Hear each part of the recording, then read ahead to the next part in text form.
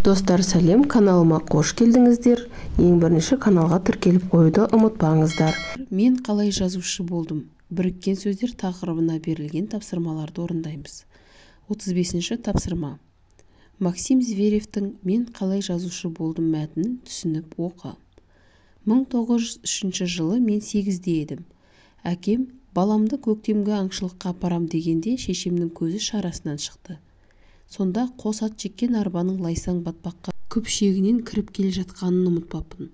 Табиғатпен қоян қолтық келгенім, тасыған су жиегіндегі көгалда қарсы алған таңым жадымда өшпестей болып қалыпты. Үйге келген соң жаңағы сапарымды жазғым келді. Үлкен сызықты дәптерге тұңғыш рет әңгіме жазып, әкеме көрсеттім. Менің емле қателерімді көргенде әкем жағасын ұстап, қызыл қарындашпен түзете бастады. Арада бірнеше жыл өтті. Жазды күні тал түсте иісі аңқыған пішен маясының төбесіне шықтым. Тұс-тұстан құстар сайрайды. Өз көзіммен көргенімді жазсам қайтеді деген құштарлық ерікке қоймады. Бір өшіріп, бір жаздым. Қате қаптап жүр екен. Қателерімді түзеп, жазғанымды әдемілеп көшірдім. Содан кейін әкеме көрсеттім. Ол кісі оқып шықты да көзілдірігінің үстінен маған таңдана қарады. Мен ғалым зоолог болсам да жазсам-ау деген құмарлығым бәсеңдеген жоқ. Бүгін міне балалар, менің табиғат жайында жазған 120 кітабым бар. Менің кішкентай оқырмандарым, оқудан, үйренуден жалықпаңдар. Мәтіндегі негізгі ой мен тақырыптың не туралы екенін анықта. Ғалым Максим Зверевтің жазушы болуына не себеп болғаны, оның жазушылық өнерге деген қызығушылығы, таудай талабы мен алдыға қойған мақсаты туралы баяндалады. Мәтіннің соңғы бөлігіне ат қойған атың негізгі ойдың қысқаша атау екенін дәлелде. Мәтіннің соңғы бөлігіне талантты тұлға деп ат қоюымызға болады. Жан-жақты дарынды ғалым Зверевтің білімін жазушылық өнермен ұштастыра білгені ол үлкен шеберлік. Мәтіннен біріккен сөзі бар сөйлемдерді тауып жазыңдар. Жазды күні тал түсте иісі аңқыған пішен маясының төбесіне шықтым. Бұл сөйлемдегі күрделі сөз, яғни біріккен сөз жазды күні, жаздың күні деген екі сөздің бірігуі арқылы жасалған. Келесі, бүгін міне балалар, менің табиғат жайында жазған 120 кітабым бар. Бұл сөйлемдегі күрделі сөз бүгін, бұл күн деген екі сөздің бірігуі арқылы жасалған біріккен сөз. 36-шы тапсырмада мәтінге қатысты сұрақ құрастыруымыз қажет. Бірінші сұрақ. Бала Максимді әкесі неше жасында аңшылыққа апармақ болды? 8 жасында. Ең алғашқы жазған әңгімесін кімге көрсетті? Әкесіне көрсетті. Табиғат жайында қанша кітап жазды? 120 кітап. 37-ші тапсырма. Жазушы болу үшін қажетті қадамдарды мәтінге сүйеніп, толықтырып жаз. Ең біріншісі, болашақ жазушы көп оқуы, үйренуі керек. Екінші, бойында құштарлық болу керек. Үшінші, жіберілген қателіктермен жұмыс жасай білу керек. Төртінші, өз ісін жақсы көру керек. 38-ші тапсырма. Берілген біріккен сөзді пайдаланып, сурет бойынша сөйлемдер құрап жаз. Берілген сөз Жүсіпбек. Және бұл сөздің айтылуы мен жазылуын салыстыруымыз қажет.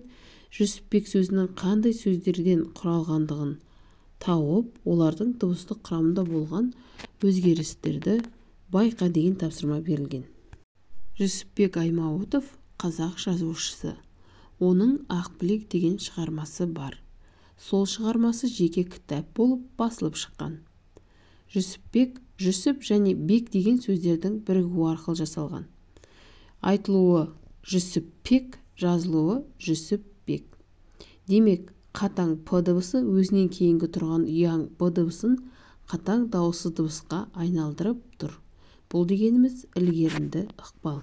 39-шы тапсырмада біріккен сөздер кестесін толықтыруымыз қажет. Ең бірінші адам аттары. Қазанғап деген ат берілген, оған Аружан және Ерасыл деген ат қостым. Демек, Аружан, ару және жан деген сөздердің бірігуі арқылы жасалса, Ерасыл, ер және асыл деген сөздердің бірігуі арқылы жасалған.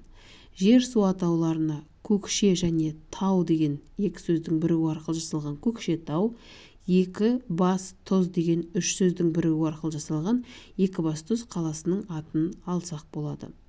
Ары қарай аң құс атауында тоты құс және жолбарыс, ойын атауына ақсүйек және хан талапай деген сөздер алдық. Өсімдік атауына итмұрын және түймедақ деген сөздерді алсақ болады. Енді осы берілген біріккен сөздердің ішінен өзімізге ұнаған біреуін таңдап, сол туралы ақпарат жинаймыз. Ол сөз неліктен солай аталғандығына жауап іздеп хабарлама дайындауымыз қажет. Мен жолбарыс деген сөзді алдым. Жолбарыс туралы мынандай қызықты деректерді іріктеп қойдым. Бірінші, жолбарыс ірі жыртқыш аң және ол мысық тұқымдастар класына жатады. Екінші, оның терісі жолақтардан тұрады. Сол себепті оны жолбарыс деп атап кеткен. Жолбарыстың жолақты өрнегі тек жүнінде ғана емес, терісінде де бар. Егер жолбарыстың жүнін толығымен қырып тастаса, онда жаңа жүн бұрынғы өрнек қалпында өседі екен. Үшінші, қазіргі уақытта жолбарыстардың барлық түрлері қызыл кітапқа енгізілген және барлық елдерде оларға аң аулауға тыйым салынған. Төртінші, қараңғыда жолбарыстар адамдарға қарағанда 6 есе жақсы көреді екен. Бесінші, жолбарыстар тек жолақтарымен емес, сондай-ақ дауыстарымен де ерекшеленеді. Оның үстіне жолбарыстар бір-бірін дауыстарынан таниды екен. Алтыншы, жолбарыстар олар керемет жүзгіштер. Олар өте ағынды өзендерден де жүзіп өте алады. Міне осындай қызықты деректер. Тапсырмалардың орындалу барысы түсінікті болды деп ойлаймын. Келесі сабақта кездескенше сау болыңыздар.